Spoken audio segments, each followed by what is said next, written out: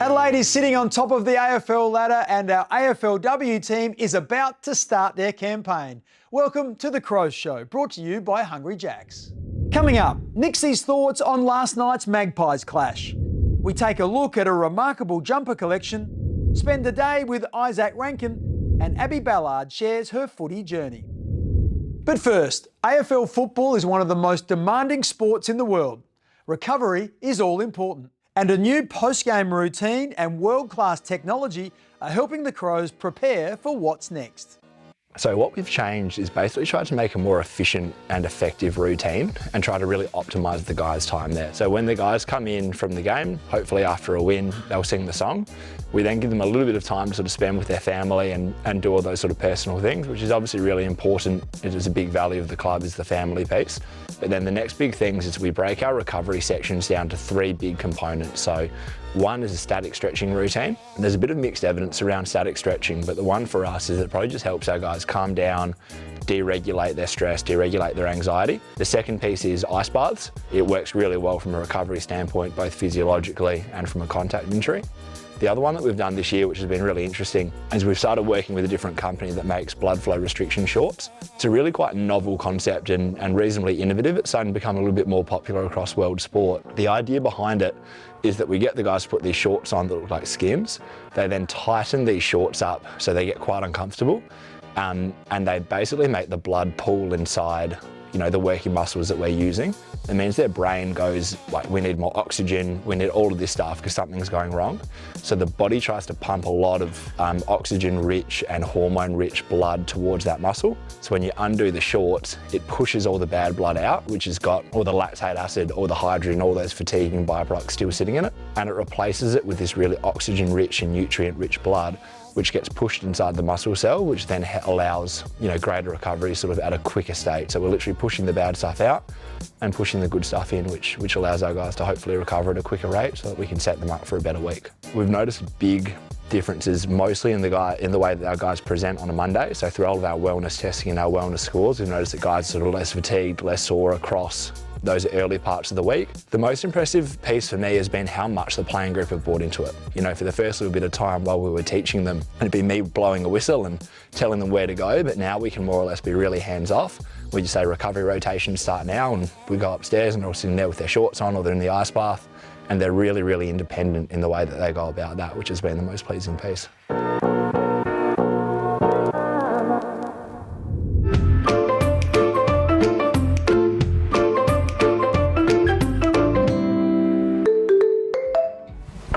Fenzi! Had to take my beanie off. Your hair looks good. You look good, mate. Jesus. Seatbelt's on. Seatbelt on, mate. We're going for a drive in the Toyota BZ4X. We've got Luke Peddler. What a guest. What a interesting character we've got in here. It's a privilege, Geezer. He's the man. Thoughts on the car so far? Still got that new smell to it, doesn't it? Yeah, it does. It's nice and clean, isn't it? It's nice and quiet. So quiet, mate. Drives so smoothly. You can never hear that it's on, being the all-electric. Yep. Nice. Very great drive. So yeah, nice interior. Small little steering wheel though. Yeah, it's nice and compact, isn't it? Easy to turn. Different to the big ute that you're driving around, but yeah, it's good. It's a nice smooth drive. I love getting in this. Talk to us a bit about life at the Crows, mate. It's been a, I guess, young career so far. Yep. So it's been into my 5th year now. country kid from the southeast in South Australia, hailing from Kingston. Was Shout out lucky enough Kingston. to come up to school here in year 11 and 12 and go to PAC. So that was an experience, and I love that. Scholarship there? Footy Yeah, scholarship? footy and cricket scholarship. So We are a good yeah, cricketer. being able to play the two sports I love, and Was it ever a decision between cricket and footy, or were you always leaning footy? yeah, at the end of the day you can't play both, so the decision had to be made, and yeah, I went with footy. Has been the right one so far, but Definitely, absolutely. You still get to whack the ball around though. The boys set up was it a Tuesday night competition as well, playing cricket? Yeah, we got our social cricket team that we run through the pre-season, which is great fun. We made the final the first year, and then we were struck by injuries last year. And then, yeah, a bit of this year we were sort of back on track, but we had actually a couple of boys that have hat-tricks. So Lachlan Scholl and Josh Worrell. It's almost like we had too much footy training on it. That had dialed it back a bit. Maybe could have got some premierships under our belt. Yeah, with the I know. social cricket team. Yeah, at the end of the day, we're here to play footy, aren't we? So, Yes, we are. We've got to make some sacrifices in that space. Yes, we are, mate, and happy to have you playing footy. Great asset on our list. Hasn't always been a smooth ride though. You've had some injury troubles. A few major surgeries and some long-term injuries that I've suffered in my sort of short playing career, to speak. So that was tough and a bit of a challenge itself, but it sort of taught me from an early sort of stage of my career that, yeah, the professional side of things with your prehab and rehab, sort of getting ready to get your body conditioned to AFL footy was a massive part. I've had a good pre-season and completed more than 85% of it, so that usually holds you in pretty good stead. You never know how long the season can go, especially with finals and everything, but it would be an absolute privilege to be able to play in a final in my 5th year. The limited games I've actually played, so it'd be an experience, and I'm sure you'd be excited as well. Absolutely, mate. Well said. Really well said. Good stuff. Luke Peddler, thanks so much, mate. Toyota BZ4X. Great young player, great bloke. You are the man. Thanks, mate. B signed it. I hope that gets in.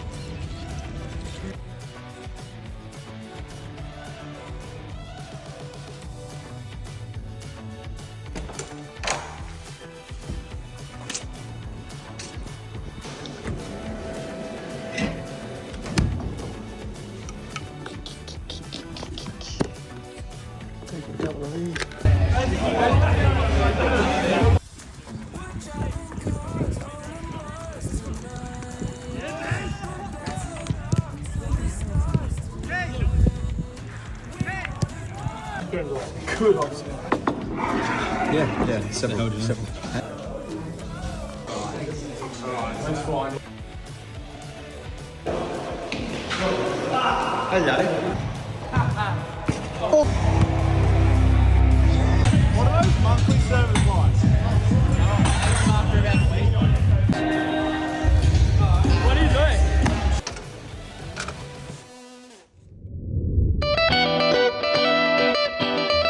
I started playing football at Pekin District Sporting Club when I was about 10. I would just, at half-time with the A grade, after I played my game of netball, just go over and play the Oz kick with the boys.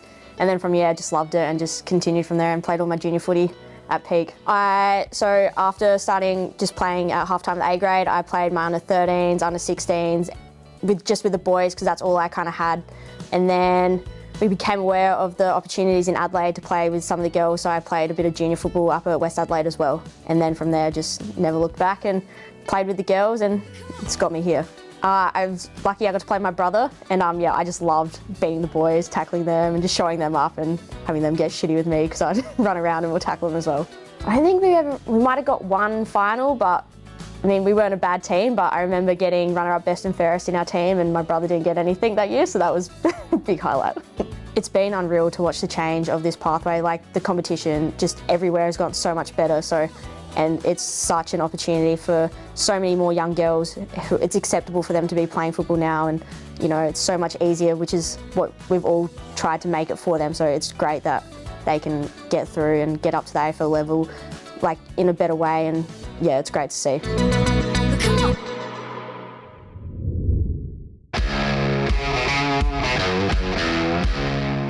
Well, we all recognise this Guernsey, Rob, but tell us about what year it was and who owns it.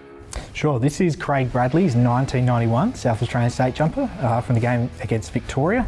But I was fortunate enough to get this off Braddles a couple of years ago when he was selling a few of his things, and I love it. Rob, tell us about the market for a State of Origin Guernsey. Are they? Is it hot property, and are they easy to come by? Not easy to come by at all. They are only given to the players, so you have to get one from one of them. But there are a lot of people of my age who grew up loving state football in the early 90s that would love to get their hands on one. And here we've got an Essendon long sleeve Guernsey. It's got the number 5 on the back, which of course means it's James Hurd's. Tell us about this one and how you got your hands on it. James sold a bunch of his things a few years ago, and I was lucky enough to pick this one up. This is from 2003, and when I was looking for a Hurdy, I definitely want a long sleeve. Well, he's certainly in the top half a dozen players that I ever played against. So mercurial and, like you say, synonymous with the long sleeve Guernsey. He's wore it many times during his career. Now this one is a really interesting one. It's Tony Lockett's number 4 Guernsey. What era is this from? What year in particular? Yeah, so this is a 1992 jumper worn throughout the middle of that season. I was fortunate enough to get this off another collector. I was able to trade for it, which was very thankful because these are very scarce. Lockett stuff just does not exist. My 4th game was against St Kilda at Moorabbin, and Tony Lockett kicked 12 goals, so certainly made an impression upon me. This one was from 1992. I've got a feeling he might have kicked double figures again against Adelaide. He did indeed. Round 7, Moorabbin again, kicked 10. Big game for the plugger. Well, I tell you what, when all the defenders played against St Kilda, you certainly knew you were alive because you didn't really want to be dropping back into the hole in front of Tony Lockett. He could be brutal. What a piece to have in your collection. Now, this one's a really interesting item because it is Wayne Carey's number 18 Guernsey, but as you can see with the logo on the front, this is his grand final Guernsey from 1998. Great memories for me, not so good for the Duck that day. Correct, yeah. He luckily was happy enough to part with this one. I'm assuming that was because he didn't win, but I was very fortunate enough to grab this off him around 2013. The grand final stuff is obviously very highly sought after. For a superstar player like Wayne, whether you win or lose, it's still a very valuable item. I've heard that now that players swap in and out of multiple Guernseys on grand final day so that they've got more to go around, so to speak. They do, yeah. The clubs love to auction a set off nowadays, but back in the day, the player would have got one and they would have kept that one. This is the number 5 Gary Ablett Guernsey. I noticed that it's got the centenary logo on it, which I'm guessing makes it a little bit more valuable, but there's also another story to this Guernsey. Absolutely. 96, the centenary year, but this also happened to be the year that Gary kicked his 1000th goal in the history of AFL-VFL footy, and this is the exact game worn against Fremantle at Cardinia Park that he kicked that goal. I noticed you've clearly got it straight off his back because it hasn't been washed. Very thankful that Gary kept it unwashed. What's a piece like this worth? So something from Gary from a moment and a special year is in the $20 to $30 sort of $1,000 range. Is the market appreciating? Has it gone up since you've purchased this? Since COVID, the market's exploded. People obviously had a lot of money and a lot of time to spend at home, so they jumped on the footy jumper bandwagon. The groups on Facebook have exploded. There are heaps of people out there doing this now. Talking very valuable, what would perhaps the market for a premiership captain's Guernsey be worth? Well, in your case, they're very hard to find. It took me years to find one, but I do actually have one, and your stuff is certainly valuable in the sort of 2-3K range.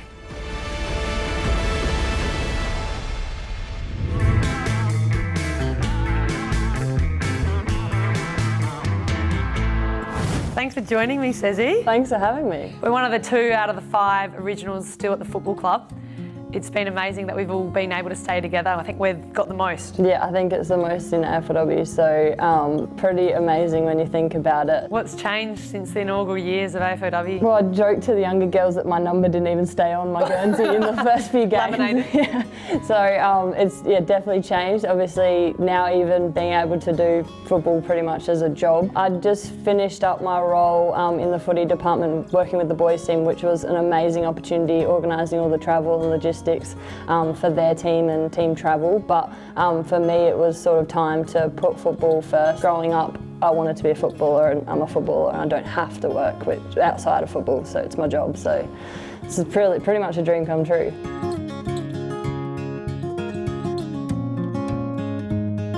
Yeah, it's amazing. Like, actually to look back at how we actually have come from 2017 to right now, 2025, like we have obviously gone through quite a fair bit, and having the 5 girls still being a part of this right now, it's amazing to see. Leading goal kicker, versatility across all lines. I'm very grateful for Doc for allowing me to have the space in all different lines and being that utility player to wherever he needs me, I'll play it and I'll do that to my best ability, but having the support through teammates like you, it's good. A few premierships between you and MJ as well. Yeah, some great times together. I mean, it changed my life forever, this football club, and forever indebted to it. And I just can't speak more highly of this footy club because it just gave me every opportunity under the sun, to the whole AFLW program. I mean, I wouldn't be here, I wouldn't be married, I wouldn't have a son if I didn't have moved to South Australia and played for the Crows. So all these things have happened in my life, and the Crows have been pretty much a big pillar as to why all those big life events have happened as well. Thanks for joining me, Randy. Always love speaking to you. Thanks for having me. Thanks, mate. And don't forget, you can still grab a 3-game AFLW pass. Head to crowsmembership.com.au to get yours now. See you at the W. Next week, the men tackle the Kangaroos in Melbourne, and it's their last chance to fine-tune their game plan before finals. And given the scare against the West Coast Eagles, I'm sure everyone will be very wary of a late season slip-up. I think Adelaide will pick their best team this weekend in what should be a full dress rehearsal for September. Of course, they're staring at a qualifying final at home at the Adelaide Oval. And of course, if they win that, they earn themselves a prelim final at home. At the start of the season, I had Adelaide pegged for the bottom half of the 8, so they've well and truly exceeded my expectations and right now are as well placed as anyone to make the grand final. That's it for today's show, but coming up next, the Crows start their AFLW campaign against St Kilda. We'll see you again next Sunday at 11. Bye for now. Today's show was brought to you by Hungry Jacks.